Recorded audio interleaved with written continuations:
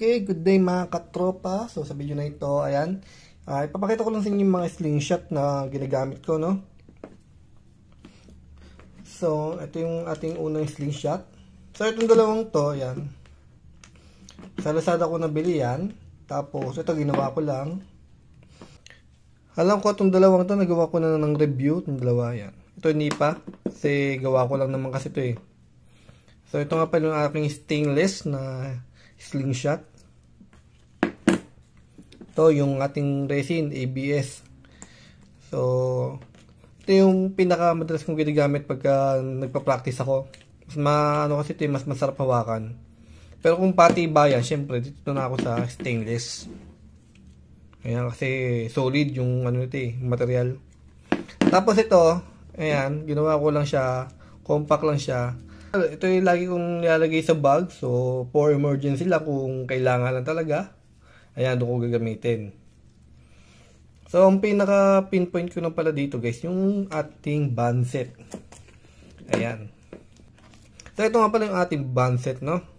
So, nalagay ko lang siya sa lagayan para, ayan, maganda tingnan, saka madali kunin. So, ito nga pala ay isang precise band set. Ayan. Okay, so ito yung kanyang pouch. So isang design lang siya, pang OTP lang siya. Ayan. Kasi yung ganitong klaseng slingshot, ayan, OTP yan kasi yung band set niya nasa taas. So on the top kasi yun. Ngayon yung ano, TTF or through the port, dito sa gilid yung goma. Pag kasi nasa gilid yung goma, dapat pantay yung ano, yung pagkakatali nito dapat pag ganito, ayan. Pag ganyan ang forma dapat. Kaso patagilid ayan oh. So pang TTF yan. So yung binibilihan ko nito, ayan, puro ganito lang talaga yung design niya, wala siyang pang through the port. So sa akin okay lang kasi ganito naman talagang ginagamit ko. So ito nga pala is 0.65 mm na ano, band. Kung beginner kayo, ayan, meron nga pala tayong tutorial dyan kung paano sumipat ng slingshot. So yan, yun yung pinaka-guide nyo kung gusto nyo mag-practice. Tapos yung makita ko pa natin testing to. Siyempre nag-testing din tayo, no, ng shooting nito. So ayan, tinetesting natin siya sa lata. Tapos siya, kung makikita nyo, ang ganda niyan, no? So, yan. Kung makikita nyo, dalawang beses natin pinatamaan. At ayan. So, diba? Tagos siya. Para kung may baril niyan. So, kaya ko lang ginawa ng video ngayon to, guys. Eh, syempre, tayo naman ay nagpa-practical shooting. So, airsoft tayo. Pero ngayon ay gun ban.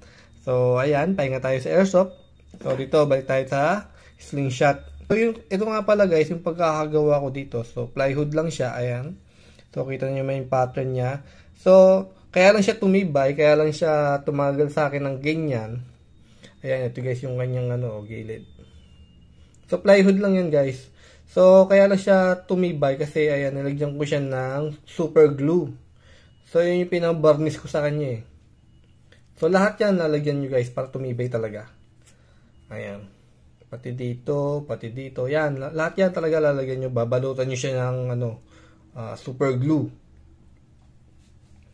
Tapos, ayan, kahit ganyan siya kaliit, kahit ganyan siya kanipis. Ayan, tibay niya guys. Hindi siya nababali. Tagal niya sa akin ito eh.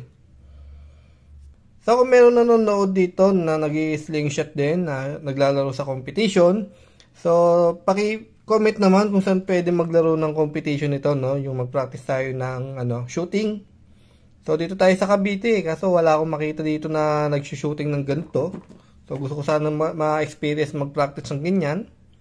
O, yun nga sa competition. So, paki-comment naman kung saan pwede tayo maglaro niyan, ha? At sa mga hindi pa nakaka-subscribe, paki-click na lang yung ating subscribe button, pati na rin yung ating notification bell. Para na sa ganun maging updated ka sa aking mga bagong videos. So, yung link nga pala nung ating band set, ilalagay ko na rin doon sa ating description box. So, ayan, para kung halimbawa interesado kayo dito guys, so, murang-mura lang siya guys compared dun sa iba. Tapos, ayan, napakatibay niya guys. So, sa tagal ko nang nagagamit itong goma na to, masabi ko talagang matibay siya. At the same time, malakas pa. Ayan, kita nyo naman yung resulta dun sa lata. So, diba, tagusan. Okay, so yun guys. Salamat sa panood.